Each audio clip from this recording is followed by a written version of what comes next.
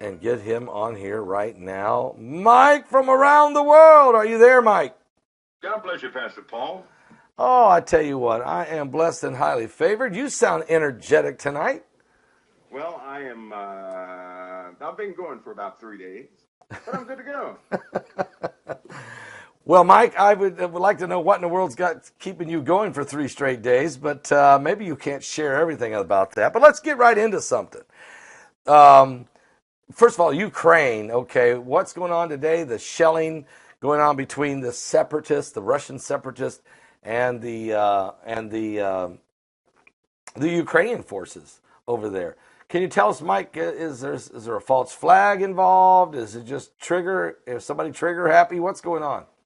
Well, let's clarify this because I heard that word false flag being used. By the way, Pastor Paul, by the way, if you note Secretary of State's comments, um, you will find some correlations between your show's um, your show's topics, right? Yeah. And what he was saying, right? Of course, he's 3 weeks late, right? 3 weeks late. Right. He's about Anyway, 3 weeks late. Okay. Okay. yeah, he's about 3 weeks late. But Okay. everybody has to. It's time to see something for what it is. Pastor Paul, so many things are about to go poof, right? It's going to really mess some people's minds up. So let's start with the Ukraine here. Number one, everybody remembers when Putin took Crimea, right? You remember that? Yes. The day he took Crimea, and they said, well, there are Russian forces engaged right now. Remember Putin? He said, those are not Russian soldiers. We don't know who they are. Maybe they're, people acting on their own. Remember he said that? Yes, I He said do. that the very day they invaded. He said it the day after. He denied it, right? So he has a good poker face. And that is, if you match the events of Crimea with the events that are happening now, with some of the events that happen in other, well, let's just say forceful happenings with Russia, you got to find a pattern, right? Putin has a specific pattern, a modus operandi, where he does not really convey information. He has a good poker face. You really can't read his face unless he's highly frustrated. So this guy he's doing the same thing he did with Crimea. As far as moving vehicles, I know they're showing footage of vehicles leaving Yes. Ukraine. Here's the problem with that. If there was one piece of footage they showed a month ago that they recently showed, again, coming from Russia, listening to Channel 1, that's Russia's state TV, they're the ones that were saying that in the Ukraine, there's some biological weapons that could be used at any moment. They were spreading this over their airwaves. So what this means is Putin he utilizes all the rest of the nations to gain ground. Putin is very smart. He's an ingenious tactician. And so what he does is he uses the rumor mill to further his own agenda. He'll work within it, right? And keep sanctions off. He had the entirety of NATO confused dealing with Crimea. He was already inside of Crimea. He had secured that location, but NATO could not. They were like, well, did he take it or not? Is it somebody else? So he had them chasing their own tail. Putin did. So that lets you know how important this land is to it. He's not going to give it up. And when they talk about false flags, what they're attempting to do by way of the media, the more they expose what he is likely to do, the more they delay him from doing it, because right now he can't. There are certain things he can't do right now because they've been discussing it, right? Right. He will always do what they did not discuss. That's what he's going to do. And so when they're talking about false flags, this, that, and the other, they're trying to name every scenario they possibly can so that if it happens, they can say, see, we told you so. Right? Because the truth is, they have zero control over Russia. Zero. Nobody has control over Russia but Putin. And he runs it the way he wants to run it. But as far as the governmental systems go, right? Hope nobody's looking for any good guys, because anybody who's willing to destroy a lot of people to gain something back they lost, that's more of a tactical mindset than a good person. The people may be good, but the governments are they're going to do what they do, is what I'm telling you. And so Putin has his poker face on. He's absolutely added more troops in this morning to the Ukrainian border. He What? pulled back. He pulled back to Belarus, but he also Putin is doing a move he didn't do before because he's surrounding the Ukraine right now. He had over in Belarus, he has a base. When the troops did pull back, you know they pulled back to a combat base that's right outside the Ukraine. So the video he didn't show where the destination was of these troops leaving. They're going to a combat base right outside the Ukraine. So you have your separatist controlled area, of course, Crimea, which has been annexed in 2014. So, but he's moving troops to surround the Ukraine, and he has to. That's why all these countries are getting their folks out of there. So this and they're doing this back and forth propaganda thing now. This is why this is very important, because we know that the back and forth propaganda game is being played. This is war, but at the same time, you're confirming for me what I was trying to figure out. I know Putin said, "Okay, we're going to start to pull back." They showed us video of tanks on trains moving, and they played that repeatedly over Russian television. Okay, and that was to calm the populace in Russia not to think that they're going to go to war. And as a matter of fact, the stock market went up a little bit. Everybody got more relaxed. But you're saying is the truth is they didn't pull back. They just repositioned troops. They've brought in more, and there's no pullback at all going on here. They're actually strengthening their position around Ukraine, and that the potential invasion is definitely still on. Is that what I'm hearing you say, Mike? Absolutely. Absolutely. This is big. He did this. Listen, he did this same thing in Crimea. He did the exact same thing in Crimea. He had all those weapons out there. He sets up in a very strategic way. He normally has his missile launchers sitting in Russia itself. His tanks moved up a little closer in Donetsk. That's when he took Crimea. So he sets up in this specific way, denying the entirety of the event the entire time. This guy has over 200,000+ troops in that area. But you have this propaganda machine going. And what normally happens when people start to they start thinking about what's going to happen, they begin to confuse themselves. And every time somebody gets confused in NATO, Putin takes another step forward. Wow. Because Putin has an agenda, right? Nothing is going to stop his agenda. He doesn't care how long it takes. He's going to do what he's going to do, and nothing is going to stop that. He has a good poker face. And so when it happens, the day it happens, he will likely say, that's not us. That's what I'll say. It's not us. The day it happens. He did the same thing with the Ukraine or Crimea. Same thing. So it's amazing to me, Pastor Paul, how quick the media forgets what he did in Crimea. They just can they not remember what is happening? And you have folks that they know what's going on because they have eyeballs in that area.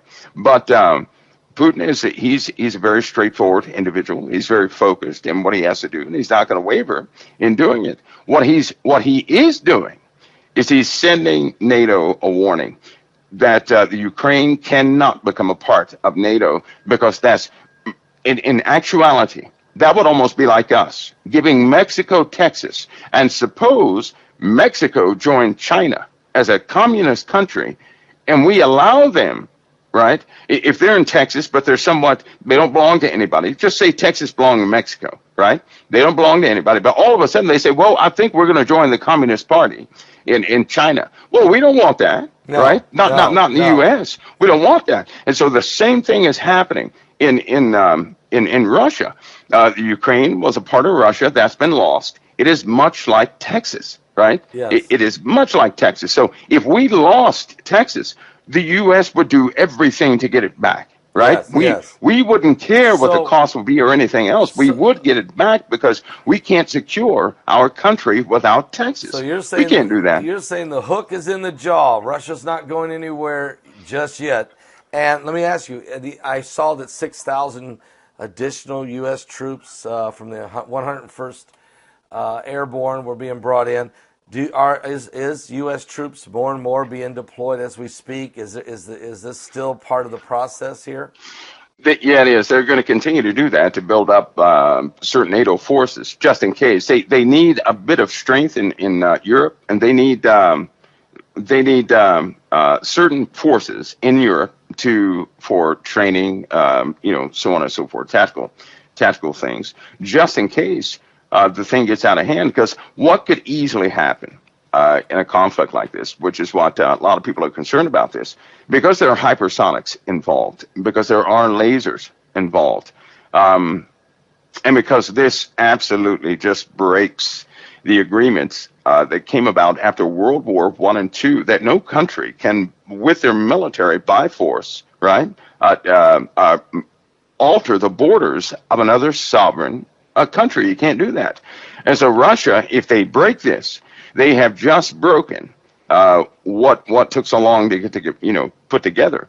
They're going to see it like this, but that doesn't mean instant war. Now, this is something that people have to look at. If he takes the Ukraine, that does not mean we're in World War III the next day. That's not what it means.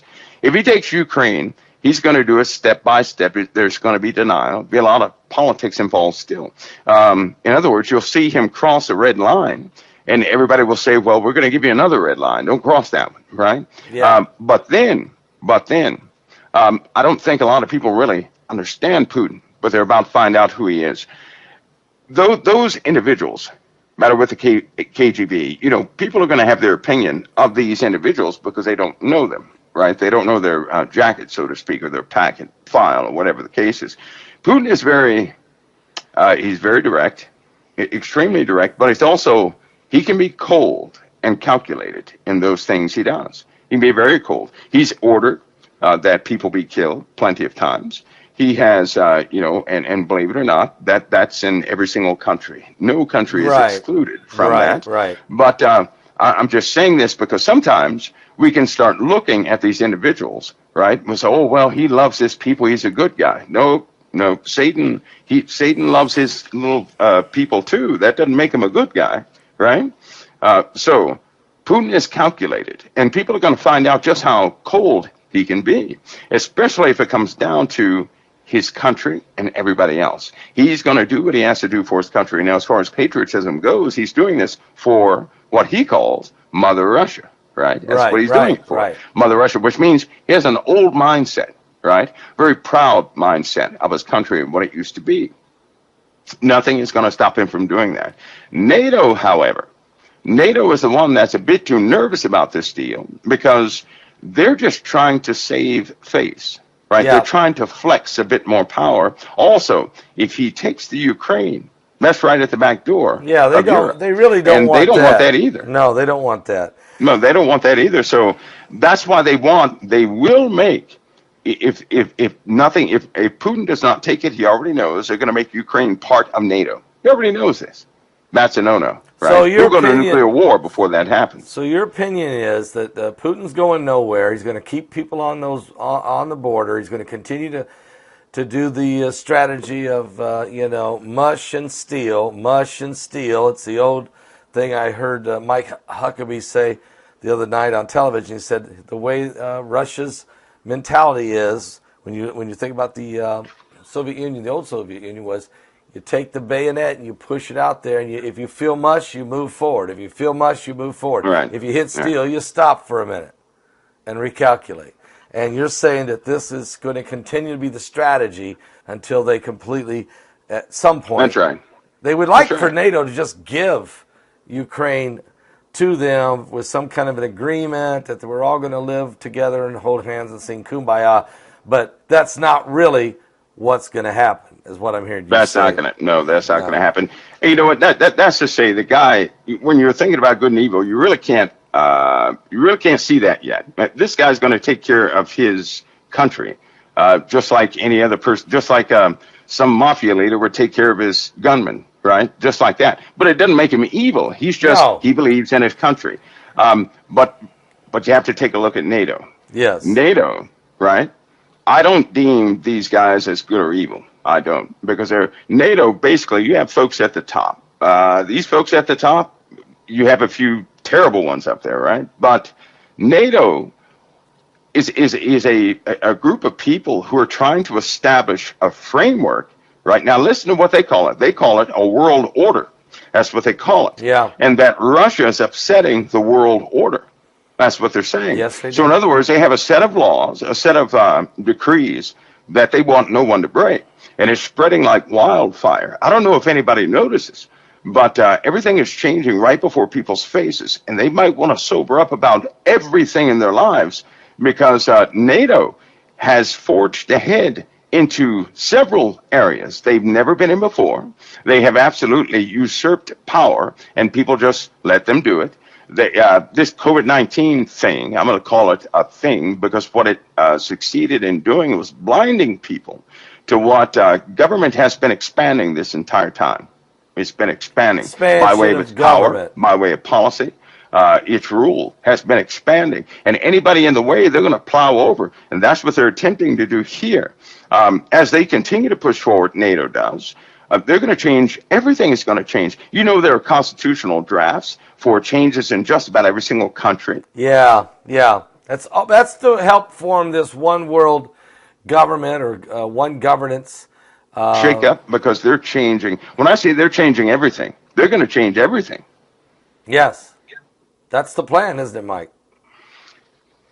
Yeah, they're going full speed ahead with this. But, Pastor, this Ukraine issue, right? Here's the last piece of this. In the Ukraine, there are shadow forces in the Ukraine. Now, what I mean by shadow forces, there's some pretty heavy equipment in the Ukraine right now, right? Okay. Yes. Really Yes. heavy equipment. State-of-the-art equipment. They also have what's called a panic button. If they happen to go into a type panic mode, they're going to get a response from coalition forces of some very advanced equipment. Why? Because they're already, they're within the sphere of NATO right now, right? Right. Now, Russia has its operatives in the Ukraine, which report back, and we have our operatives. Speaking as far as NATO does, and we have those operatives in the Ukraine that report back. These guys are actually reporting the facts, which they twist for the public.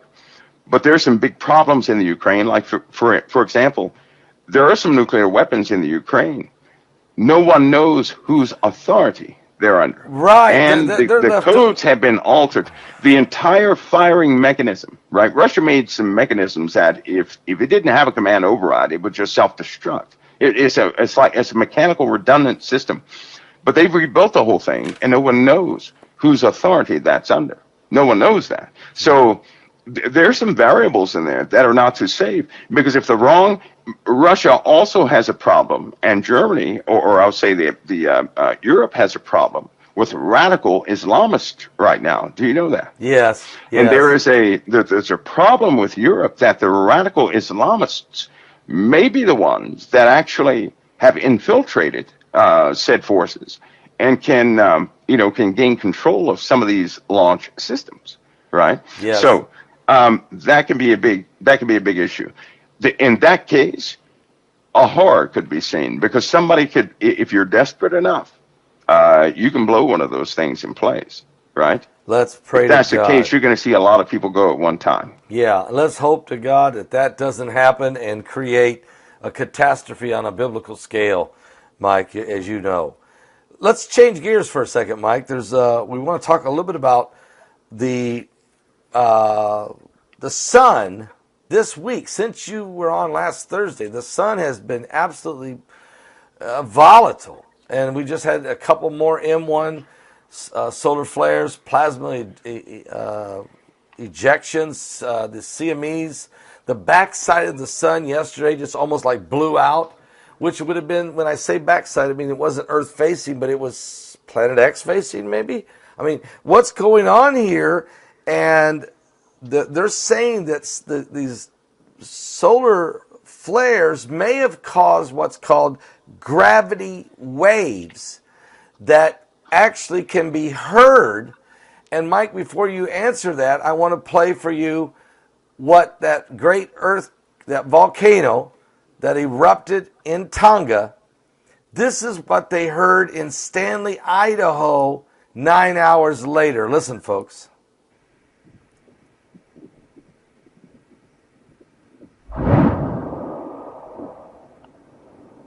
Incredible. Watch this. And then about 27 hours later. And then about 48 hours later.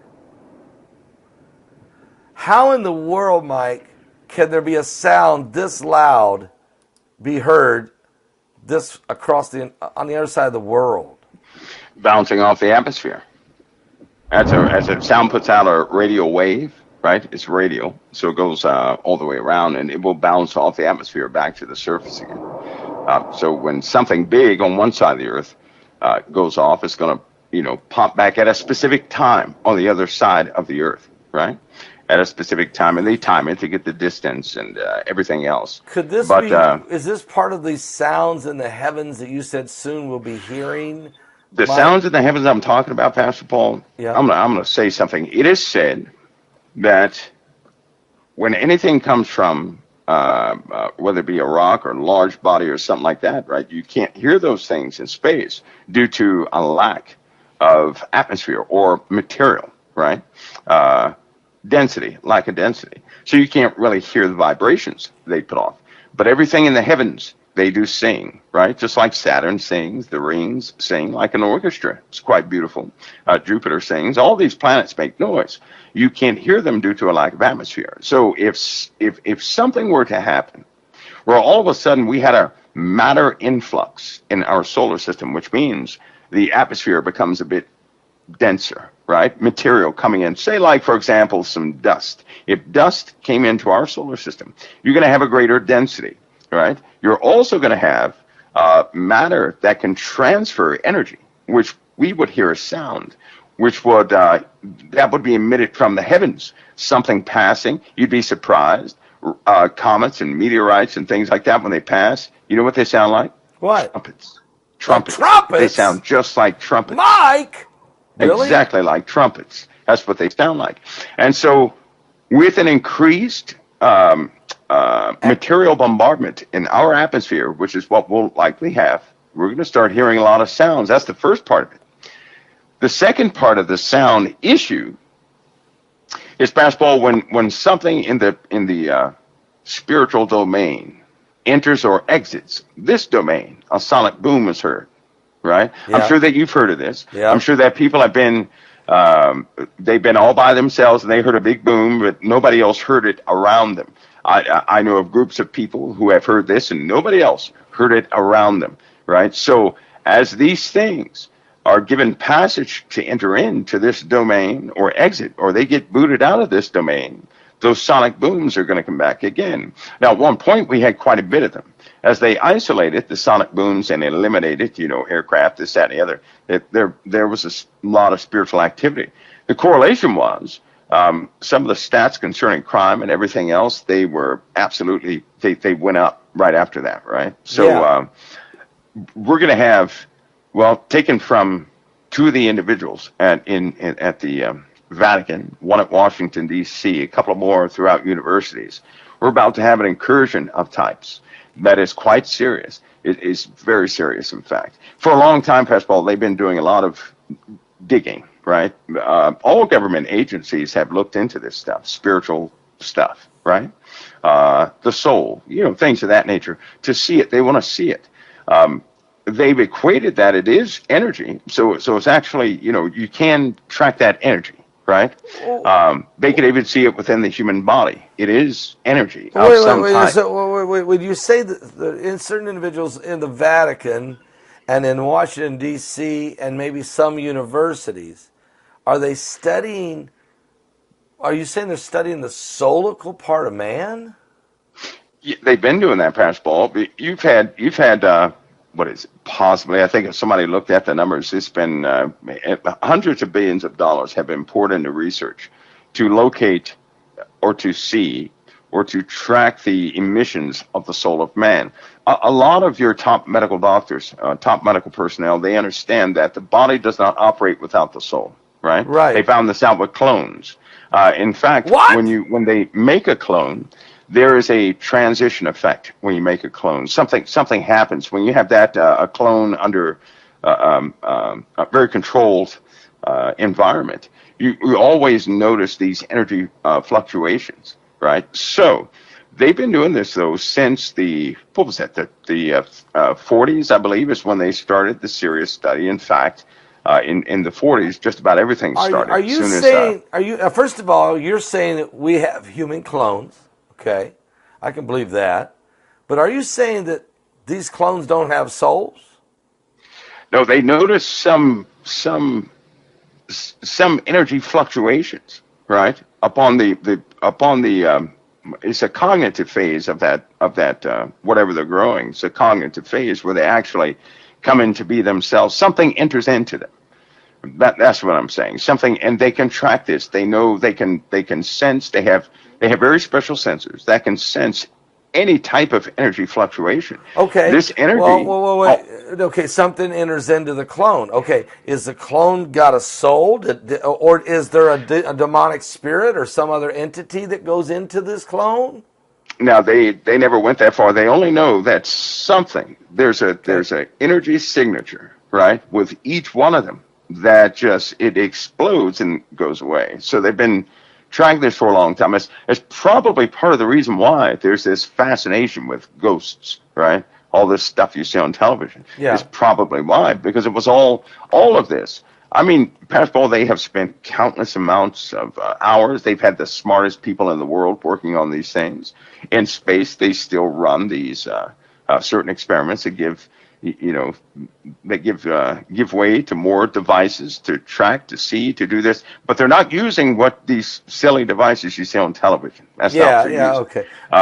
Well, they're really watching energy. That's just like for your average person, right? Before a person dies, they emit quite a bit of energy in a certain spectrum.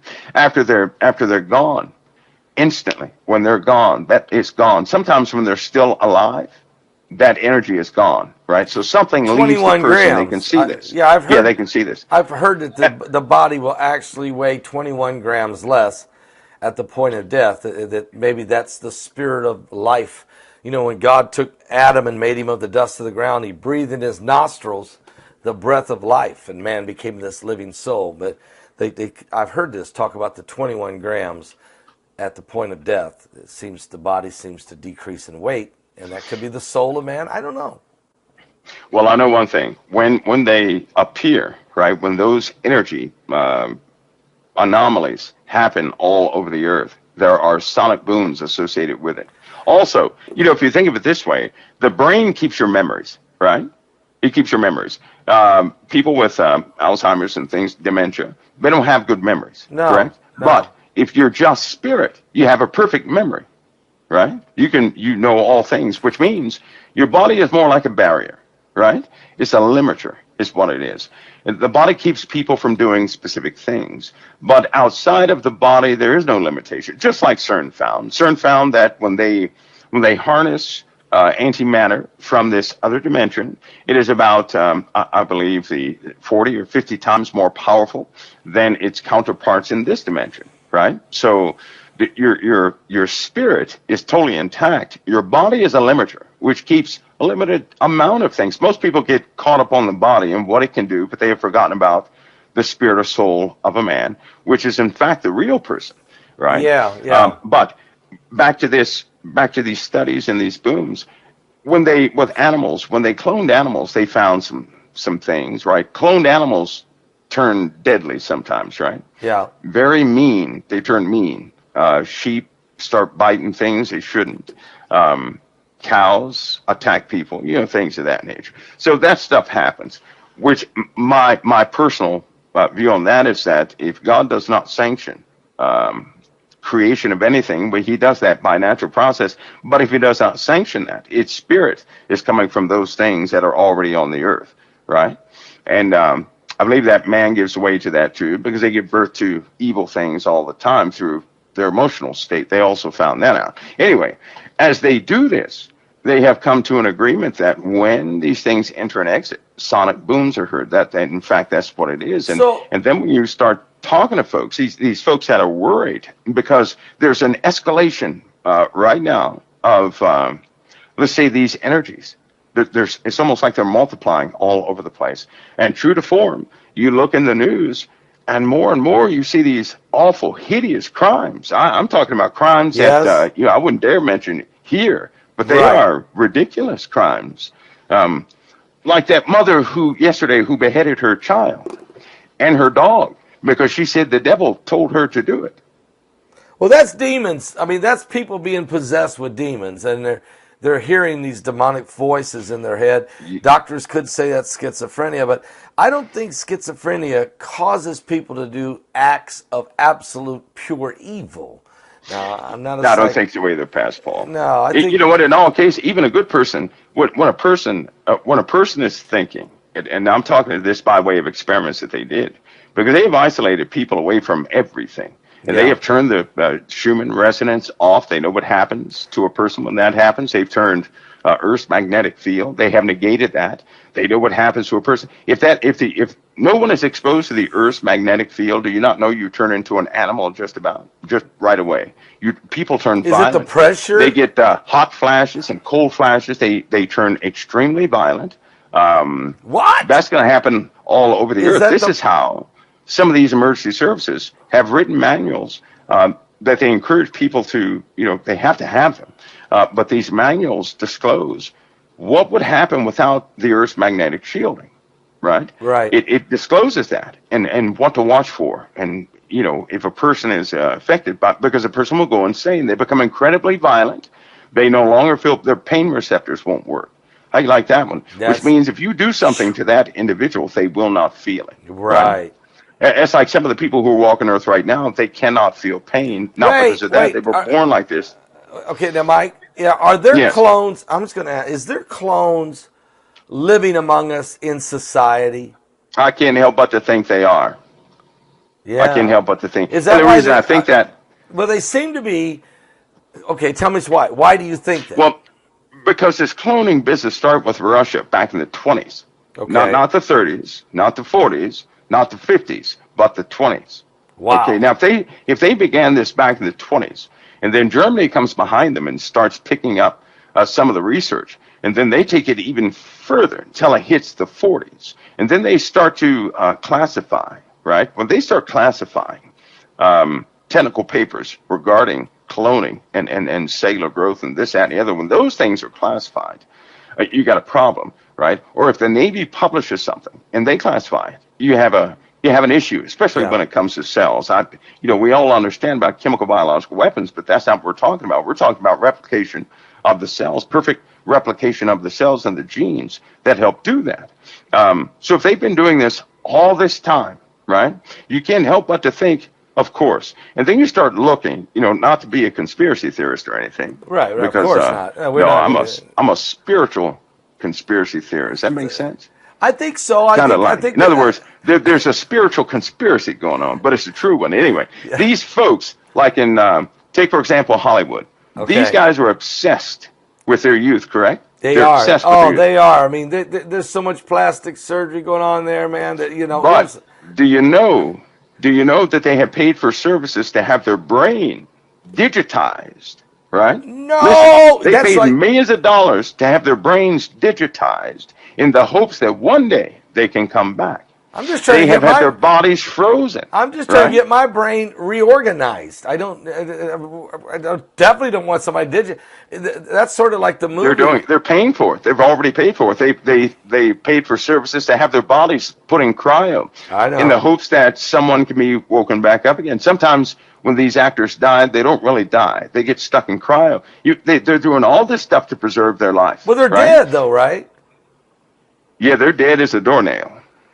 So they put them in these cryo-frozen tubes, and preserve them. And the plan is to wake them back up, bring them back, and try to zap them back into life when technology. Well, they're still working with the technology, and they say that if they figure this thing out, they'll bring it back to life. They've already paid for this stuff. But my point is, they're obsessed, right, with their lives. Yes. If there was a cloning process, Pastor Paul, where a person could be cloned. Right? Yes. You take that clone, you grow that clone. Hear me close on that. You grow that clone up. Teach that clone everything you know. Right? Right. Which means your life would have to be well documented to teach the clone everything that you knew, so that in hopes and have a ceremony, so that the spirit of whoever it is can enter back into that body. Now, before anybody thinks that's cuckoo, right? That's done with the skull and bones community in colleges. They teach people Yes. how to walk around this earth with a one spirit in their body and themselves. That's what they teach. That's what Skull and Bones is about. It's about well, it's about some things, but that's what it is. These guys, they're doing that. They already do the transfer of spirits. They teach their children how to walk Yeah. around with a demon inside them, or one of the spirits that is attached to that family. They teach their children how to walk around like this. They integrate themselves with these spirits, right? Yeah. Now, the average person may say, "Oh, I can't believe that." Well, think of this. In the Bible, it says, "Take captive your thoughts." Why would the Bible ever say that? Because your thoughts, if you don't take captive your thoughts, they can be taken captive for you. They can be overtake you. I mean, What if your thoughts, Pastor Paul? Yeah. See, man is, I know, as a human, sometimes we can be centered on ourselves. But what if your thoughts were more like communications? okay, yes, All right? Something is speaking to you, and all the time is speaking to you. But as a Christian, we've learned to say no to certain thoughts, right? Right. So we take them captive, and we cast down imaginations and all Right. these things that would, But these other folks don't have that. No. And so when they, like a schizophrenic person, they always hear voices, people Right. talking to them, and they tell them very specific things. So that's more like a communication. And these guys, when they walk around with these dualities, they actually invite whatever it is in there. They allow it to speak. Yeah. Right. And I mean, so some children have imaginary friends, okay, which could be like an Have turned animal. out? Yeah, that's not a good Yeah. thing, is it? I mean, No. that's demonic. Some of them turned out. Not to be so imaginary. No, Right. they're real. They're demons. I personally think that people empower those things. Right. Yeah. And you can't just. It's not one of those cases. I don't believe in the case where you just don't pay it attention, it goes away. I don't believe in that. No. I believe that if you entertain the devil, he's going to be with you the Oh, entire yeah. time, which means a demon's going to stay right there once you start talking to it. But if you rebuke it sharply, Right. if you stand against it, it cannot work. It also can't work in an environment of forgiveness and love. Amen. But, yeah, that was that question. I believe they do have clones. Let me ask you another I question, do. Mike. This one's been on my mind. I actually threw it. That part about people downloading their consciousness or their Oh, boy. is like the movie Transcendence with Johnny Depp. Okay, where you could actually download your characteristics, your mannerisms, all these different things into the computer, and then that could live on. Okay, this is going on. They're actually calling it living beyond the grave kind of thing. But let me ask you a question. I asked Heidi this question, and she said, "Wow, this is a great question." Ask Mike. Okay, so I'm asking you, Mike, and that is, we know our DNA we have human characteristics and traits that get passed down to our offspring, Right. and that they can look at our DNA and they can figure out, the DNA will tell what kind of personality we have, not just our physical size, weight, different things that we have, the certain susceptible to certain diseases, but actually Right. some of our personality traits. Is part of our consciousness get sent down also? I mean, this is a crazy question, but when we say that we live on in our offspring, is there some type of spiritual connection here? I mean, when Jesus said, "When you've seen me, you've seen the Father," I mean, what's going on with this, Mike? I believe that mankind, right? In the body of mankind is a spirit. But then you are the individual, right? So Yes. follow me on this. Okay. It's just like your grandparents and on down your family line. First of all, we're born in this body. We're born in this body and we grow up with this body, so we believe it. We stay here, right? If everything in the Bible is true, you are a spirit. Your body is separate from you, right? But Yep. that's how you get around and do things. It's your temple. The reason why we stay in this body is because of our belief in it so much. We don't know anything else, right? We don't know anything else. So if we were ever, because imagine if a person was an adult and then their spirit came down to be put in a body, we could easily leave because we know we're not attached to that body. So we would have faith on a whole new level. But because we're born in the body, that's all we know. We stay there. But I also believe that when you're born, right, because I've seen this with children too much, children say things and do things from people long past. I knew a little guy that was 2 years old. He saw a gold ring and he said, I've been looking for this my whole life. Oh, what does he know about that? And then so I asked him a question. I said, well, were you a gold miner or something? He said, yeah, we put it in a pan. Okay, he didn't know anything about that. Right? So What? children come out and say these weird things. There was another case of a young child. He was 3, or no, he was 2.5. He kept crying every night and all this stuff. Come to find out, he was drawing pictures of World War II. And he was talking about this one individual, and he had dreams. Well, guess what happened? He went to go meet the people that were in World War II, right? And he was only, at that point, he was 3 years old. He talked to each and every one of them about things only their friend would have known, because he said he was that guy. He was that guy in World War II. And he had come back. This is what he said. He talked to these guys intimately. He had all of them crying. He was talking about letters that they wrote, and he was apologizing and was very emotional. This happens too much in these days. There are more children being born that swear up and down they were doing different things a long time ago. They even know what the person looks like, where the person lived. They know all this, and they're only like 2 years old. What I believe that is in the flesh. Your flesh is given it has a spirit. Your flesh has a spirit. Your family has a spirit. That's a common spirit, right? Just like Jesus said. Jesus said, I know the spirit that's in man, but I don't want to go there. He didn't want to go. He didn't want to talk about it. He said, I know the spirit that's in man. And I found it ironic that he said, I know the spirit that's in man, but he did not say, I know what your soul is, or I know your soul. That's not what he said. No. He said, I know the spirit in man, right? Yeah. And that word spirit, of course, it has 5 deviants in the Bible, which means it gravitates towards 5 different things, but it's almost like a common set of characteristics that will be in the body, right, passed down from generation to generation to generation.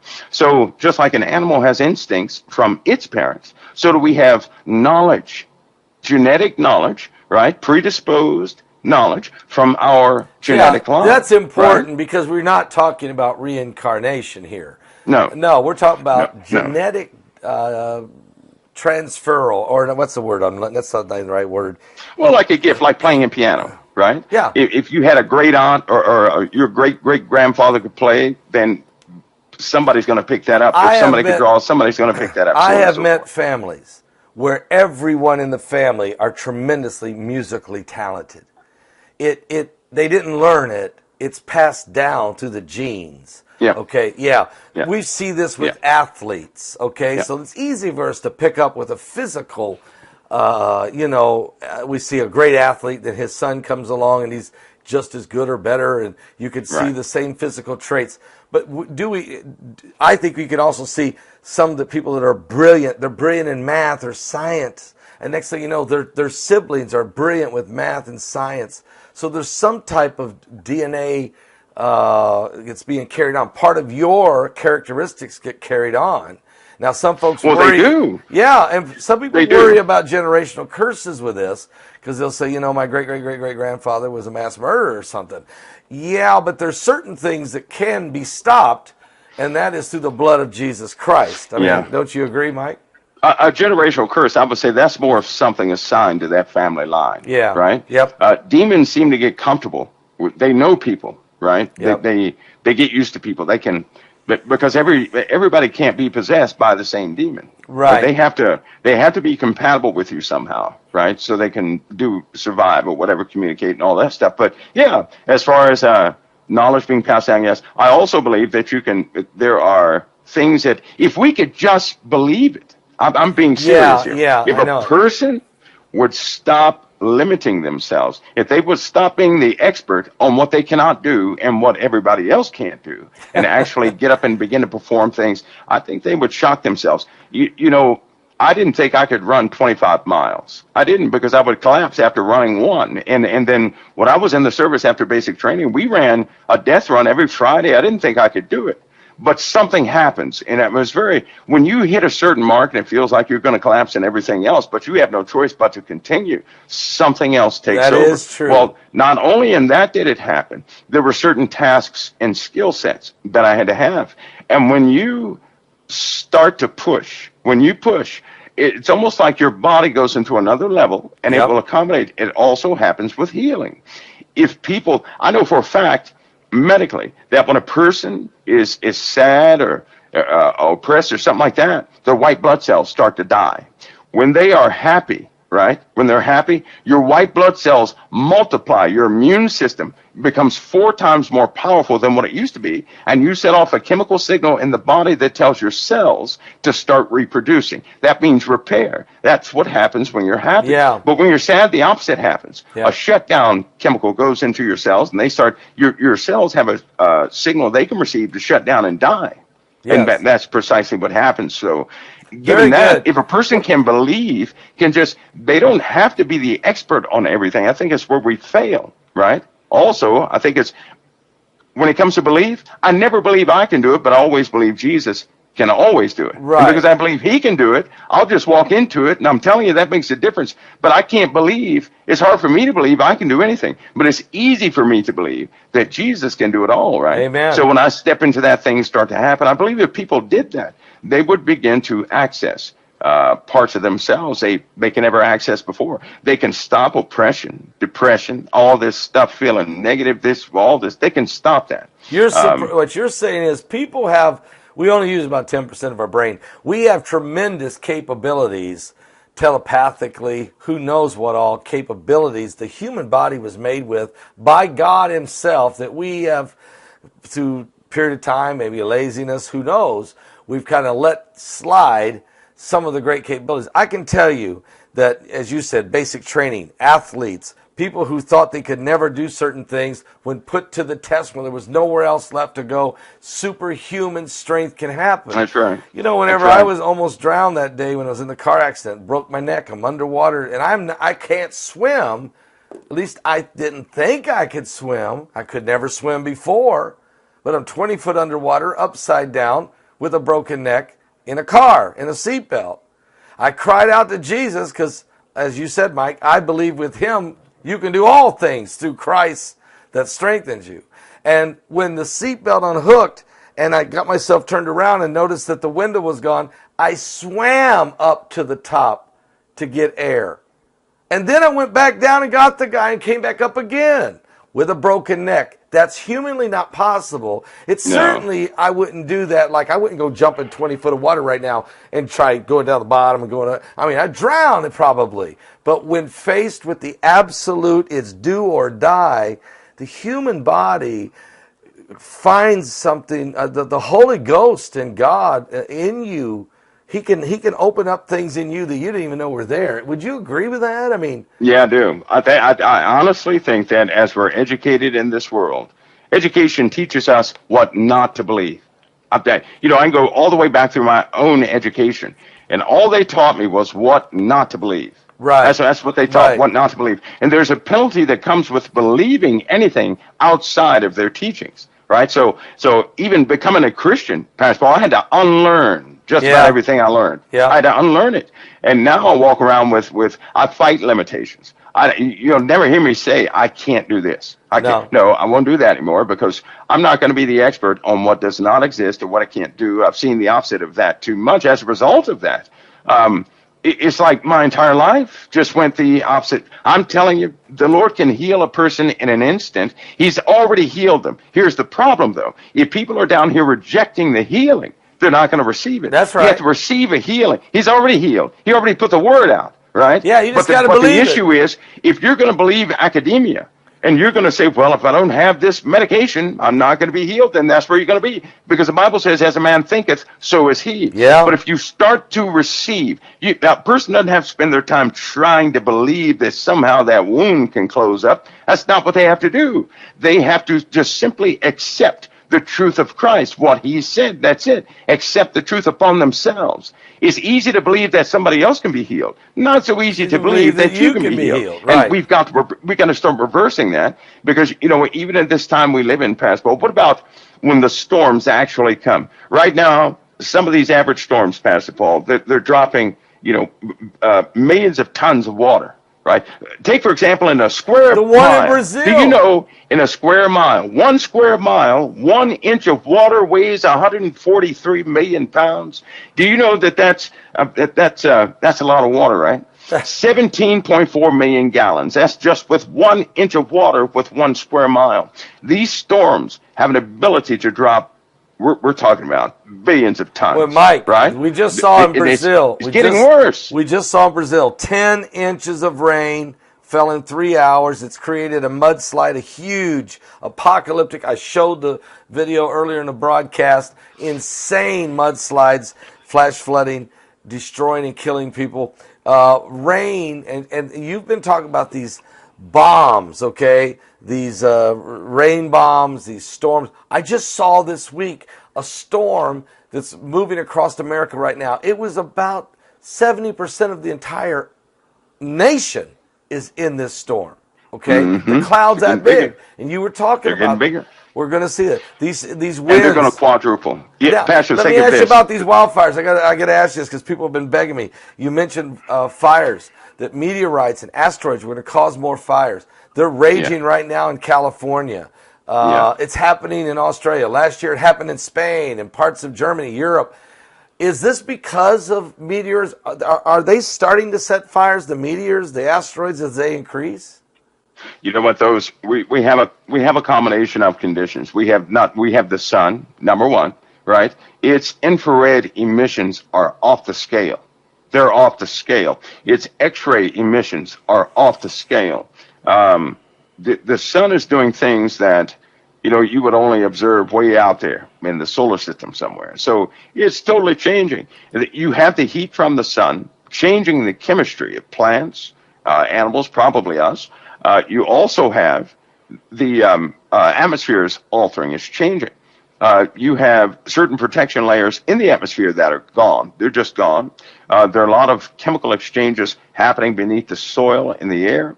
You have incursions, right? This means more fireballs are coming in, but they're actually penetrating the atmosphere.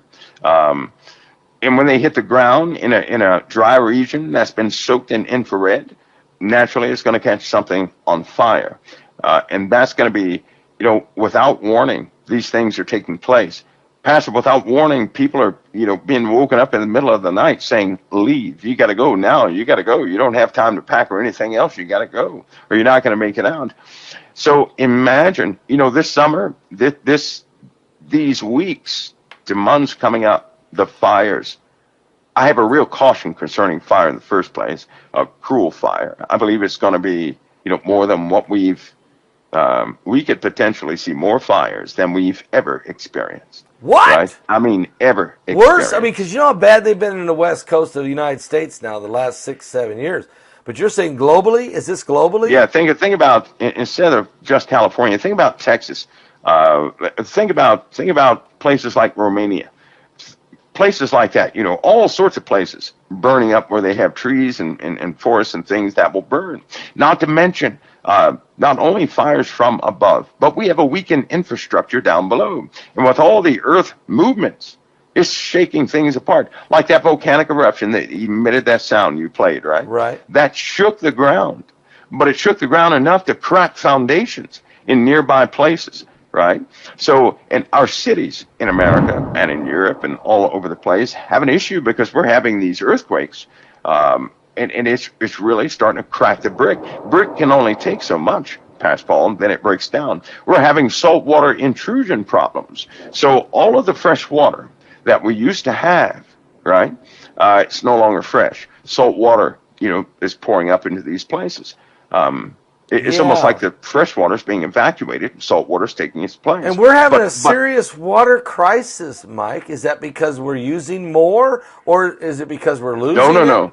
We can, what the people on the earth could use as much water as they want. The issue is, where we had fresh water, it is disappearing. You remember all the reports about the lakes that disappeared? And they ran these reports for about 4 months. You never heard a thing. There were entire lakes that dried up overnight. Yeah. Gone. They were gone. How? But then they don't talk about them and the public forgets. but the water has not come back. You have saltwater intrusion taking place in the Middle East. You have saltwater intrusion taking place on the East Coast and the West Coast of the USA. It's also taking place in Brazil.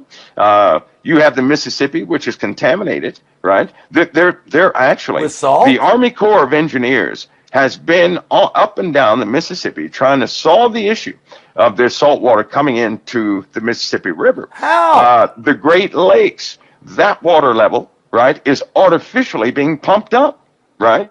So you have all these issues and problems, and people are forgetting about them. Here's the biggest one, though. The biggest one is going to be the weather. You have clouds and formations of clouds, and now meteorologists, they're now finally admitting that clouds, because of a change in the atmosphere, because of a compressed atmospheric anomaly, clouds can now hold about 3 to 4 times more than what they usually hold. It's all compacted. What's causing what's causing this atmospheric compression? Well, you have external forces out there just pressing in on our solar system on all sides, the dynamics of which all of them should be, they have to be named as to what's happening, but it's getting so bad that they're thinking we could potentially have to rename one of the atmospheres. How you like that one? Because we're going to have 2 of the atmospheres condensed into one. You mean like right? we have That's how much compression. We have a stratosphere, an ionosphere, an atmosphere. So one of them is going to be missing, right? It's going to be compressed into one. That's how bad this compression anomaly has been taking place for a long time. Not only that, that means more and more pain in people with joints. Oh. They're already having pains. Yeah. It's already increased yeah. this year, last year and this year alone. Right, I mean, it's off the scales. It's hurting. People who have arthritis, people who have bursitis and things like that, due to pressure changes, as the fluid changes in their knees and fingers and elbows and things like that, they feel pain. They feel a lot of pain. Yep. This is going to get a lot worse. It's going to get a lot worse. You have, and with all these extremes, right, because with a compressed atmosphere, Pascal, that means when a high pressure system forms, it's going to draw down the coldest air you ever felt from space itself straight down to the earth. You're going to have these freeze events, right? Now, that means this summer, you could have it in the daytime. It could be 80 degrees or 90 degrees in Indiana, right? Okay. Then all of a sudden that night, some weird thing will happen. And then you have frost that same night in the middle of July. Right? And then it goes back to being hot again. So I would expect some of these random anomalies to take place where a blast of cold air comes straight down. I mean, straight down. And blast of heat. You also say there'll be this. We're going to have some severe heat in the daytime. We're going to have some severe heat. We're still, last year we had roofing issues. With a lot of claims and people that were hit with rocks that destroyed their shingles off the roof.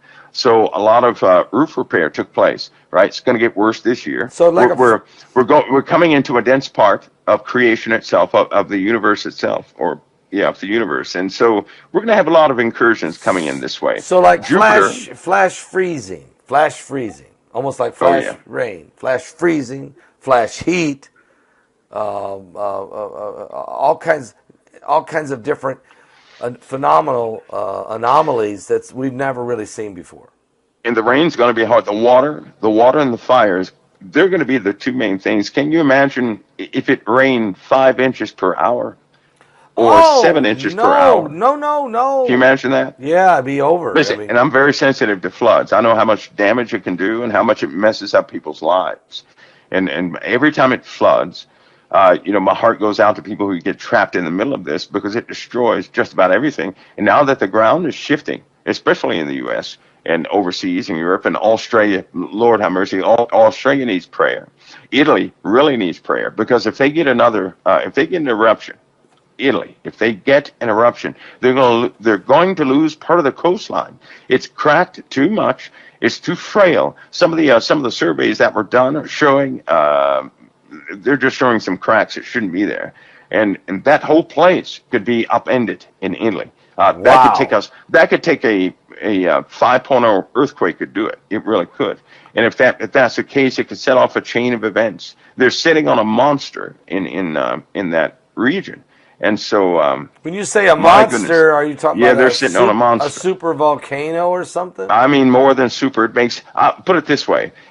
In Italy, right, when you go around Italy, if you look at that lit that goes around Italy, you're looking at a volcano which has, I think, let me see it. This could be wrong, but I think it contains about 20 Yellowstones. So just think of that. Think about 20 Yellowstone Yellowstones. danger zone. No, Think about no. 20 of them, right? 20 Yellowstones, and this place constitutes that because you're looking at places all the way from what is it, Marseille, all the way to Rome. That's on the opposite side of the sea there, but that encompasses the entire place. And if it goes, this entire place could be on the water at least 6 miles back. That hits Spain, by the way, right? That means part of Spain is going to be gone, all the way up to Andorra, going on to places up near France, and CERN is in a very strategic place. I think that topographically they have protected or hardened that facility against flooding specifically. I think that they have done this on purpose. But that place is sitting on a monster. The waters cover up very ancient volcanoes, which are waking up. They're cracking. All right, now they're showing signs of activity. let's talk about what's waking them up. Okay, Planet X, the effects of Planet X. I know we're running out of time, but we got another webinar coming up here, climate crisis. Even the news is using this term. I just noticed today with the wildfires in California, saying that it's because of climate crisis. They don't say what that means. Is Planet X, is these gravity waves, is the waves of energy, the sun volatility. Do you see, is this thing getting closer to the point that this is a year 2022 like none other? What does it mean, Mike? What does it mean? Well, I'm watching the heliosphere, right? Okay. And the heliosphere is a telltale sign of what the sun is doing. Keep in mind that just as the core of the Earth puts a magnetic shield around the entirety of the Earth, so does the sun put a shield around our solar system called the heliosphere. Okay. When it starts to weaken in certain, it's just like solar flares, right? It's actually, when the sun shoots off a flare, it goes to a weakened part of the heliosphere. It attracts a flare. I'll put it that way. So it's almost like it's perfect because if there's a place in the heliosphere that is low in magnetics or something like that, then automatically the sun shoots out a flare to it, right? I mean, almost like timing. So every flare is important. Every flare that we've ever had has strengthened the heliosphere. The problem is something is now pressing against our heliosphere with a powerful magnetic force. They picked this up as the certain probes went past Pluto, so on and so forth. And right now, through observation of certain bodies that orbit in a very strange way, they have picked up this compression event, I'll call it, and it's messing with the heliosphere, which means we have something in proximity to our solar system right now. It's not coming. The force is there right now. Of course, you know that I accept the binary issue, the binary model. Yeah. Call it what you will, but I'll say the binary model. All right. And as this other system comes in close, if we indeed have a binary, right? We are in a binary system. If we are in a binary system, then all the weather phenomena is going to be highly predictable. What's going to happen to the Earth in the next 9, 10 months, 12 months is going to be highly predictable. And it's going to cause some massive and severe problems. Specifically, it begins with strange activity from the sun. The secondary portions of that are fluctuations in our magnetosphere. Now, what will that do? Well, when the magnetosphere starts changing its polarity in places where it shouldn't, where it was always, semi-constant, people start going crazy. Yeah. Human beings are not made to live outside of the Earth's magnetic field. We're just not made to do that. Our brains are susceptible to any type of magnetic influence of a not so much a strong one, but a consistent one. And so we're highly susceptible to those changes. When the animals start to migrate in the wrong locations, Pastor Paul, you will know that the influence is here. Yeah. Because if we have something headed our way. It's going to have a magnetic influence. That means the animals are going to be the telltale sign. They will start to migrate out of season and in the wrong directions. So if everybody can start watching the animals, they're going to be a telltale sign of what we're actually facing. Are you They're worried like alarm about? clocks. Are you worried about the tilt of the Earth? Is that affect? Absolutely, on it. That's going to affect the weather big time, right? We're looking at the storms, the thunderstorms, derechos, microbursts, all Oh, these those are things bad. they're going to become a norm, a very destructive norm. I was looking at the patterns this winter. I can't believe that people are not calling this out. These patterns that we're having, right? And I've looked over the historical data. These patterns that we're having are they're off. They shouldn't be this way. Winter comes and it comes very fast for certain regions where it should gradually work up. It should be mild and go away, Right. which means our rotation around the Earth has been severely altered. That's what it means. So we can expect 3 seasons of some harshness. You I mean, know, some Stan harshness. Deo, I just interviewed him yesterday, and I just posted it about a half hour before we started this broadcast. And it's a great interview, folks, so you should watch it tonight or tomorrow morning. And in the interview, Stan says, you don't understand what's about to happen to our Earth. We're about to go from 4 seasons to 3, actually said soon, and then we'll go to 2 because of the tilt of the Earth, because of the orbital process. Of course, he's and he's saying exactly what you're saying, Mike, that we're going to see be unbelievable. I mean, you talk about extremes going from winter to summer. That's basically what you're saying. And maybe real bad winters and real bad summers, almost Extreme. like Extreme. Mars. I mean, Yep, extreme. Look, we've had mild seasons. We have not had rough season. A rough season would be this: if one day it hits minus 113 degrees in New York City. That's rough, that's right? insane. Now, but those temperatures already exist on the planet. Yeah, They they do. already exist. Yeah, It gets colder than that in certain regions. yeah, that's true. With the tilt and with the change in our orbit, right? That these extremes are going to be relocated into places where we've never had them before. So that means in the northern portions of the USA, they're going to have Arctic type temperatures, right? And in places where it's dry, like Arizona, they're going to be flooded all the time.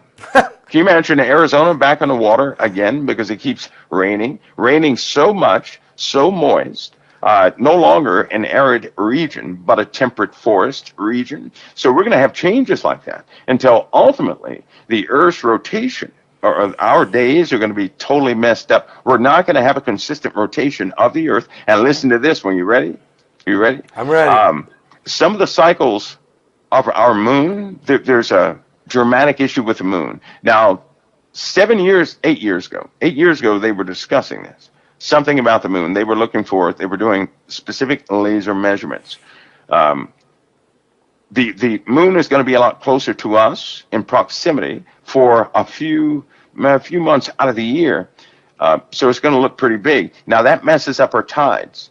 There's a chance that within the next 2 years, right, it's going to mess up our tides so much that the oceans may swap positions. Put it that way. The moon's proximity to the Earth controls our tidal flow. Are you right? serious? If the Earth gets closer to us, it's gonna flood some things that we've never seen before. You mean we're the gonna moon? have new land masses in the middle of the ocean, and what's out of the ocean right now may be under it. This could happen. It's already starting to. The moon has a wobble that's getting worse. This wobble is causing it, right, to come closer to the Earth on one side than the other, which means people can look up and they're going to see a huge moon, right? Just a big moon. Yeah.